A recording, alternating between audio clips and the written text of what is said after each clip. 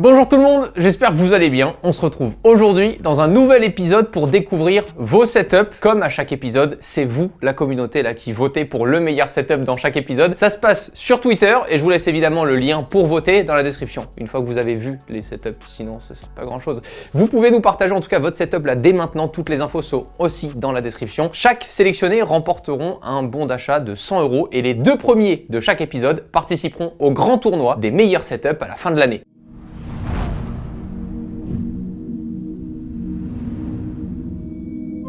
Ryan, bienvenue, on commence avec ton setup, un Home Lab qui se trouve carrément à l'intérieur. T'as 18 ans et après avoir hésité, et ce que tu m'as dit dans ton mail, tu nous partages enfin ton setup. Merci déjà pour ça. T'as commencé en 2019 avec un premier PC portable Toshiba d'une valeur de 200 € acheté au supermarché au coin de la rue. S'il vous plaît, continuez dans ce genre de détails dans les mails, ça me fume. Petit à petit, t'as amélioré ton setup et effectivement, le chemin parcouru est énorme par rapport à ce premier PC portable. Tu utilises un setup double screen essentiellement pour t'amuser et pour jouer, mais surtout à des fins professionnelles de plus en plus, comme tu me le dis, parce que tu t'exerces à la création de sites e-commerce. Tu utilises en écran principal un MSI Mag 241 incurvé de 24 pouces et en second, un Asus de 27 pouces. Ton PC est équipé d'un Ryzen 5 3600 accompagné d'un water cooling NZXT Kraken X53. On remarque aussi sur le côté un beau MacBook Pro M1, une excellente config. Je vois que tu recommandes par contre pas ton clavier, les LED sont HS après avoir pris un petit coup de jus avec. J'espère que ça va, un coup de jus avec un clavier c'est quand même rare. Tu pourras le renouveler du coup par un K55 Mini de Corsair très prochainement de ce que tu m'as dit. Niveau audio, tu nous parles de ton casque DT770 Pro qu'on connaît tous très bien de Beyer Dynamics, une super référence. Je vois aussi une machine à café dans ton setup, ça c'est vrai que je l'ai toujours pas mis parce que c'est juste à côté, mais c'est quand même vraiment cool pour s'alimenter toute la journée. Mais le plus fou, c'est que tu disposes d'un Home Lab. C'est super pratique pour y héberger tes différents sites web, serveurs de jeux. Il est composé du fameux HP Profilant DL380 génération 5, équipé de 20 Go de RAM et de 2 fois 500 Go de disque dur pour que tu puisses le monter en RAID 1. Attention par contre à la consommation électrique avec ce type de serveur, c'est vrai que ça en bouffe pas mal. Deux autres plus petites machines par contre sont là, elles alimentées avec de plus petits processeurs en i3 et Celeron. Je vois que tu es fier de ce Home Lab et de la configuration réseau de celui-ci. Bravo déjà Ryan pour ça, c'est cool d'avoir une idée et de la réaliser. Et pour finir, une light bar au-dessus de ton écran que j'ai aperçu aussi, peut-être une dédicace à notre vidéo sur comment bien éclairer votre setup. Encore une fois, je vous laisserai le lien dans la description. On s'était bien ennuyé pour essayer de faire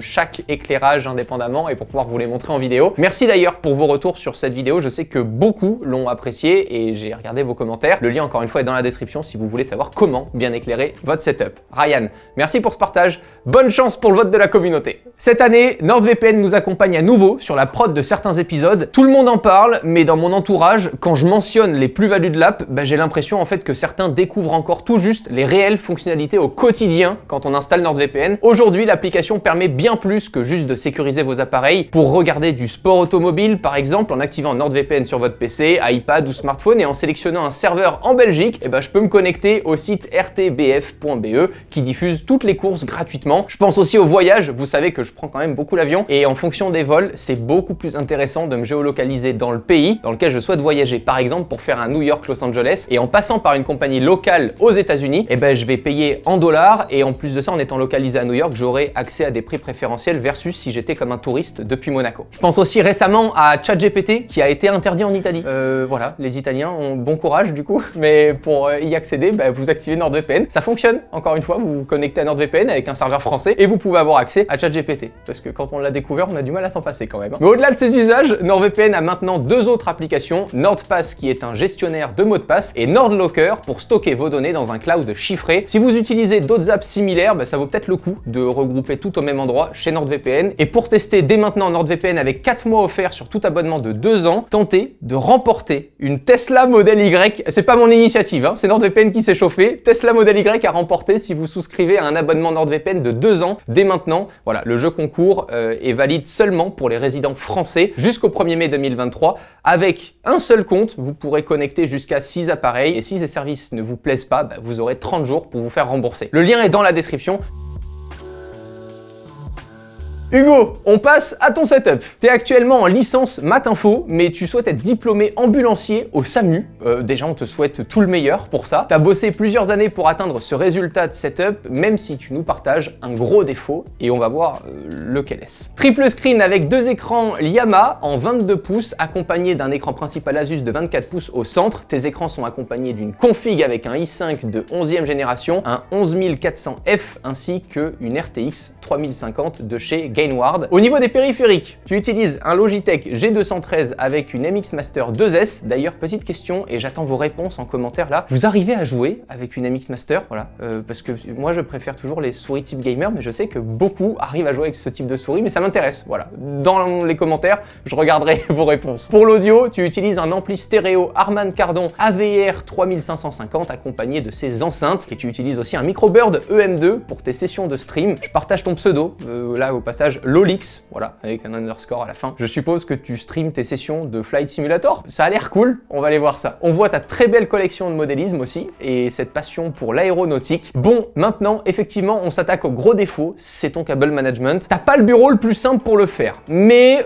il n'y a pas trop d'excuses. J'ai quand même l'impression que certains câbles sont trop courts. Essaie de voir avec des câbles plus longs et peut-être des goulottes arrondies à fixer sur tes pieds et une boîte faite pour ranger les câbles. C'est vraiment une boîte de cable management. Je suis sûr que ça peut le faire. Hugo, merci pour ta participation et bonne chance pour le vote des abonnés. À ce propos et avant d'enchaîner, merci à tous déjà de participer à chaque épisode, mais aussi de voter sur Twitter. Voici les résultats. Geoffrey, avec 58% des voix, tu termines premier. Benoît à la deuxième place avec 23% des voix. Charlie, troisième place. Et Hugo, quatrième place. Encore merci pour votre participation. Je le rappelle, mais tous les mois, les deux premiers de chaque épisode seront qualifiés pour le grand tournoi organisé au mois de décembre. On va faire un énorme tournoi sur Twitter où vous allez pouvoir voter du coup pour le setup de l'année.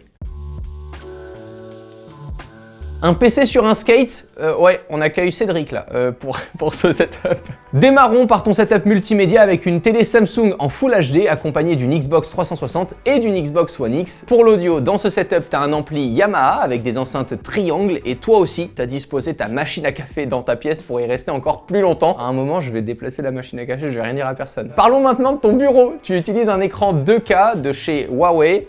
Je vais la refaire. Huawei. Peut-être pas avec cette intonation non plus, faut pas être méchant, tu vois, mais Huawei en 27 pouces, une souris Razer Mamba et un clavier Alienware AW568. T'as une config PC ultra récente avec un i5 12600K, une 6700 XT Power Color, 16 Go de RAM et un SSD NVMe de 2 Teraoctets. Ça c'est vraiment le Rolls-Royce. Et attention, petite touche perso, la tour est sur un skate pour pouvoir la déplacer facilement vers ton simulateur. Nos abonnés ont du talent. Ce simulateur que tu as construit toi-même avec un vrai baquet d'origine d'une Honda Civic Type R de 2007, c'est excellent. L'écran est parfait pour la simulation à un Asus de 49 pouces, nickel aussi pour l'immersion. Et au niveau du volant, on retrouve un Trustmaster TS-PC avec un volant SF1000. Le pédalier est un Logitech modé par tes soins, True Brake, pour rendre tes sessions plus réalistes. Mais le plus vrai reste ta voiture de piste, une Toyota MRS de 2004, pour allier tes entraînements sur le simulateur, mais également sur la piste dans la vraie vie. C'est trop impressionnant. Merci Cédric pour ta participation. On attend le vote de la communauté. Le lien est dans la description.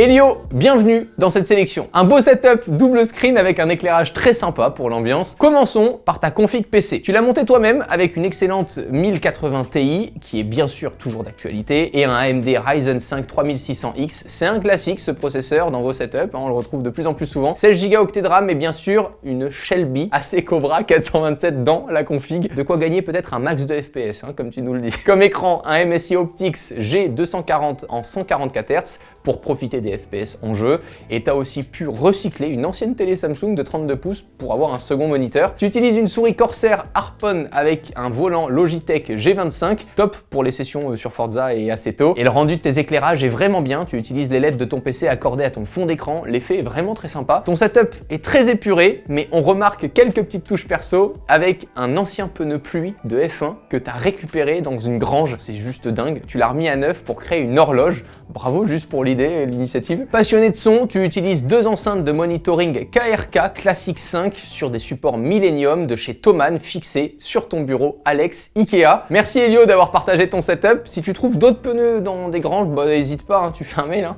Bonne chance pour le vote de la communauté. Merci à tous d'avoir suivi ce nouvel épisode des setups. Encore une fois, abonnez-vous à la chaîne si c'est pas déjà fait. On se retrouve une fois par mois pour découvrir vos setups. J'attends avec impatience de découvrir les vôtres maintenant. Si vous participez dès maintenant, toutes les infos sont encore une fois dans la description. Prenez soin de vous et merci à NordVPN. N'oubliez pas qu'il y a une Tesla Model Y à gagner là juste en ce moment. Le lien est dans la description pour 2 ans d'abonnement. Ciao tout le monde.